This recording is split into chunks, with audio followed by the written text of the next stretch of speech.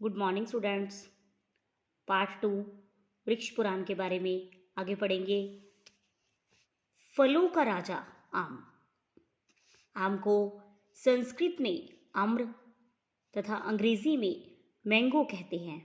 यह वृक्ष भारत में हजार वर्षों से पाया जाता है।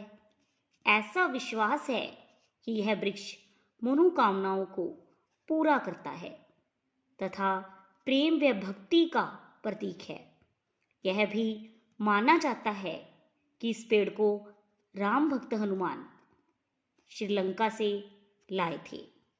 जब वे सीता को ढूंढते हुए लंका गए, तब वे एक आम के पेड़ पर विश्राम करने लगे। जब उन्होंने आम के फल को चखा तो उन्हें वह बहुत स्वादिष्ट लगा। फल खाकर उसकी गुठलियां उन्होंने समुंदर में फेंक दी। वे तैरती हुई हिंदुस्तान के तट पर पहुंच गई और वहां उनसे नए आम के पेड़ों का जन्म हुआ। संस्कृत में आम को आम्र कहते हैं।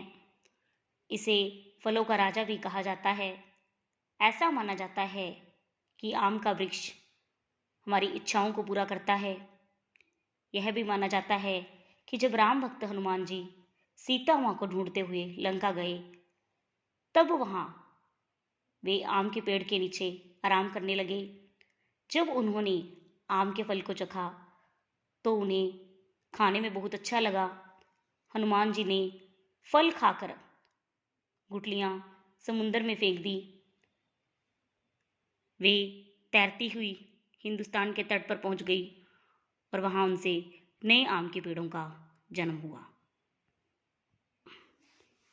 ऐसा विश्वास है कि शिव ने पार्वती से आम के वृक्ष के नीचे ही विवाह किया था।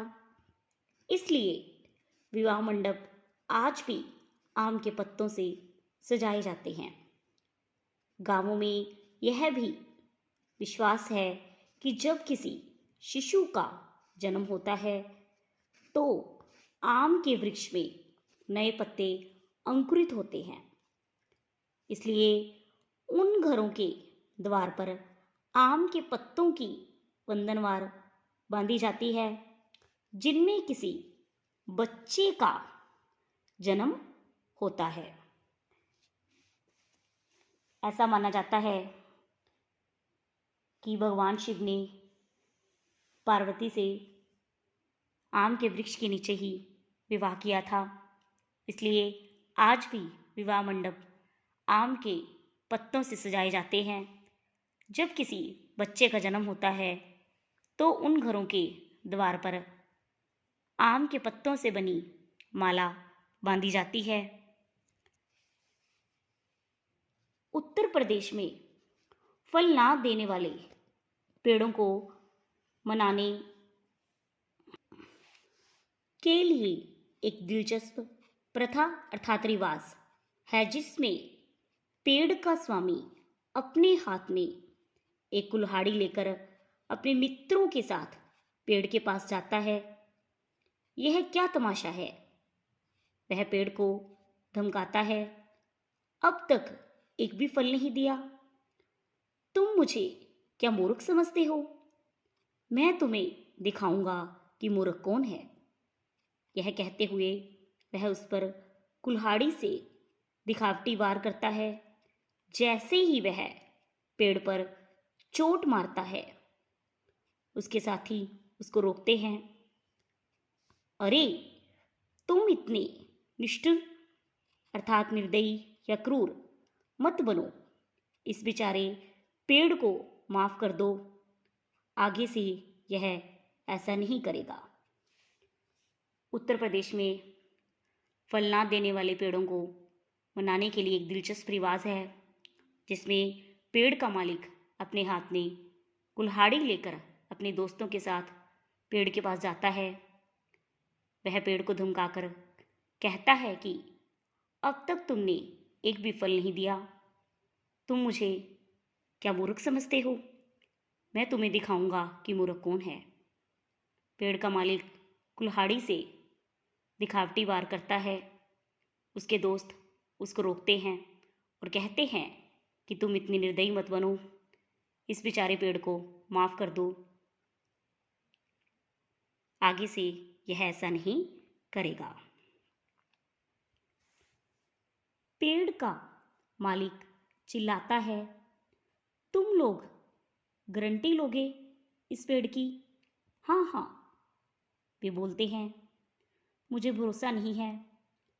और एक बार फिर पेड़ पर दिखावटी वार करता है।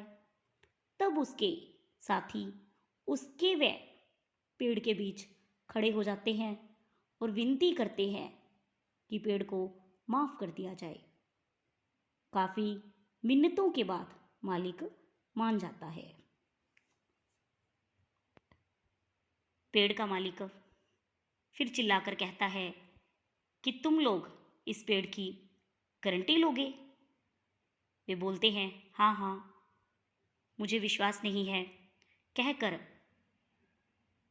पेड़ का मालिक फिर पेड़ पर दिखावटी वार करता है। तब उसके दोस्त उसके वे पेड़ के बीच खड़े हो जाते हैं और प्रार्थना करते हैं कि पेड़ को माफ कर दिया जाए। फिर मालिक काफी मिनटों के बाद मान जाता है।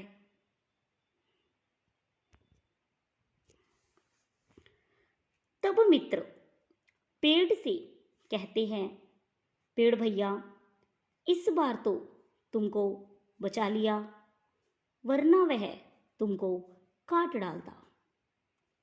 अब अगले साल खूब फल देना, वरना हम लोग तुम्हारी मदद नहीं कर पाएंगे। कहा जाता है कि यह उपाय कभी निष्फल अर्थात असफल नहीं होता है।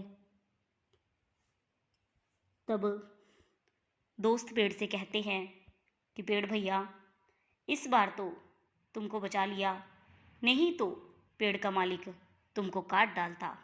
अब अगले साल खूब फल देना, नहीं तो हम लोग तुम्हारी मदद नहीं कर पाएंगे। कहा जाता है कि यह उपाय कभी असफल नहीं होता है। धन्यवाद।